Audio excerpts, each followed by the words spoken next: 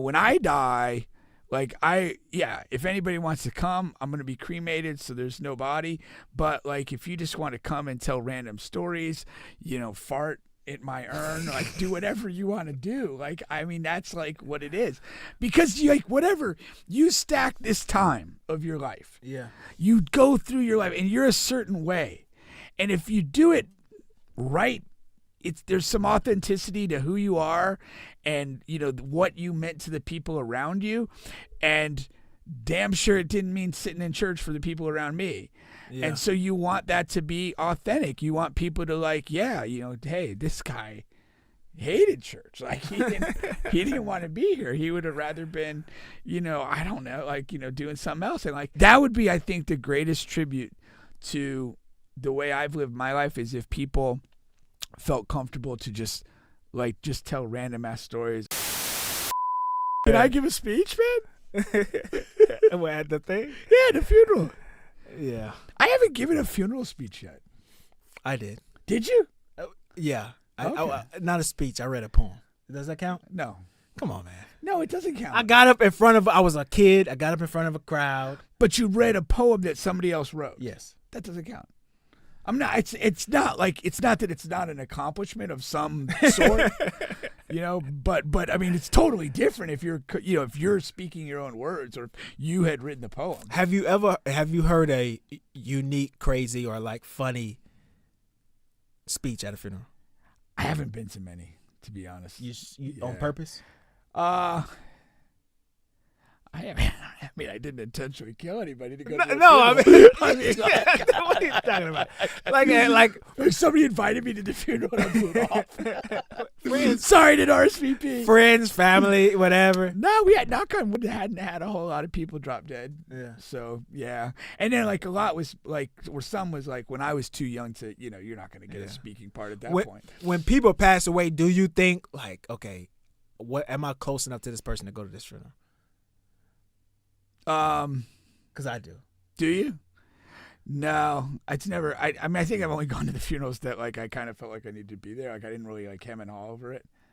So I don't know. Like, cause there's a line. There's a invisible line. Cause funerals are not like invite. It's like they're announced, and if you feel like going, you go. Like, yeah, you're not what I mean? Getting individually. So it's like that's a good question. That is like.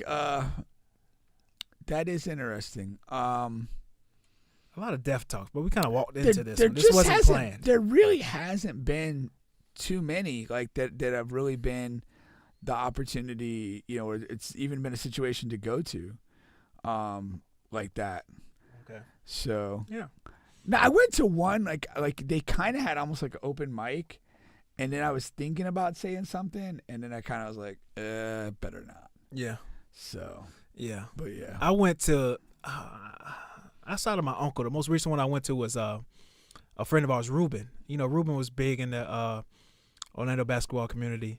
Oh, I think, okay, yeah. But I knew him, I knew his brother really good, James. Okay. But I went to Ruben's funeral, and yeah, it was an opportunity. And I went, but because the only stuff I have is funny stuff. Well, that's and I just wish if one person would went up there and said some funny shit, that would encourage me to go up. Exactly. And that's like I want people to come up and say funny stuff, and because it is a serious and somber and sad thing, and I understand that, but like a lot of people live lives that there was a lot of funny spots in those lives. Well, and if somebody can come up and reflect on those, I think that's fair game. I completely agree with you. I feel kind of strongly about this because when I was contemplating speaking, it was going to be from a place of levity. Yeah. Because number one, like at a lot of funerals, people are going to kind of veer into like the weird religious kind of inspired messages. No, that's for sure. Which they're kind of dry and not really my thing.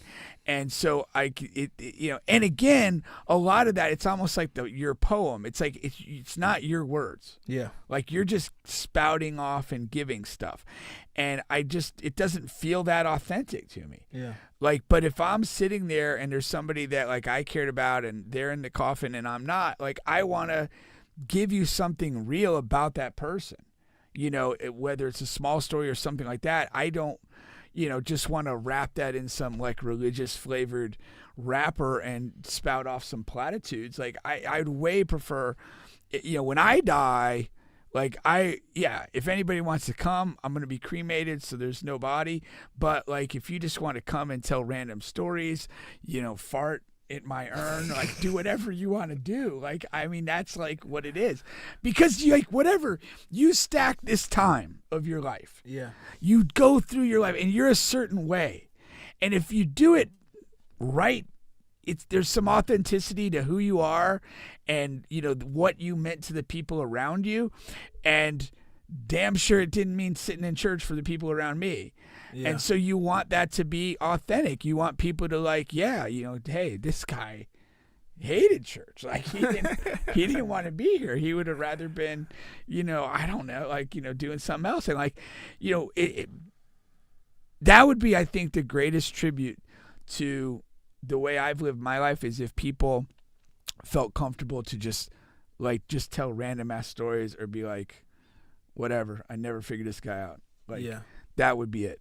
Yeah. So, I just, don't just have like dry speeches and shit like that. And people, we're all complicated. Like, and then like you try and make some guy sound like he was like, like this like, third coming to Jesus, and like, this, it's like, no, that's not why we're here, man. The funniest thing I ever seen though in a church regarding this topic here is our church used to have this sign up in the back, and it said, "Be a champion today."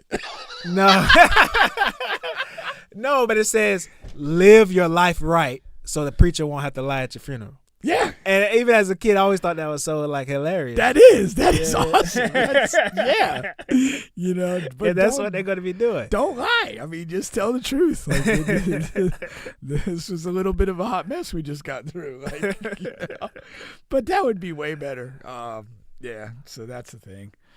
But I don't know. I mean, that's the thing. Like, when you think about like different people, like, hopefully you think about like a funny story or funny interaction or something that meant a lot to you. Yeah. I think those are the only two lanes that should be. The preacher is going to do all the preaching and the religion stuff, and there's a place for that.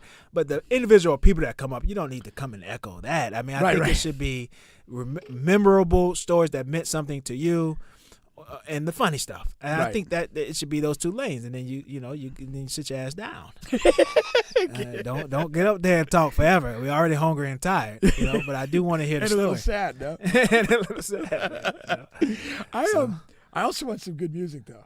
Oh yeah, man! Yeah. I want to hear the good vocalist. Oh hell yeah! That's always a go-to. But if you don't have one available, then let me hear something from the choir or whatever. Yeah. Or even if you got to bring in a fucking radio. But that has to be a part of the. I want to hear some good music, man. Yeah. But a vocalist is ideal. Sure. Coach Baruti, who usually watches, he had they had two recent deaths with parents of his and his wife, and they had Jay Sun. He told me he had Jay Sun come out. Nice. And sing. Like it. Yeah, I like it. Yeah. So probably had a little vibe to it. Not just Yeah. Which is completely different for like an older person's funeral. To have Jay Sun there, that's. Maybe he's found his niche. Yeah. Oh. he's blowing up at the older 70s funerals. Hire Jay Sun. Nobody's bigger. That's tough. Man. If you had a death in the family of somebody over 70, Jay Sun is your guy. He's your guy. That's awesome, man. He'll sing away. He'll sing away. Oh, jeez, that would be funny. That's hilarious. But yeah.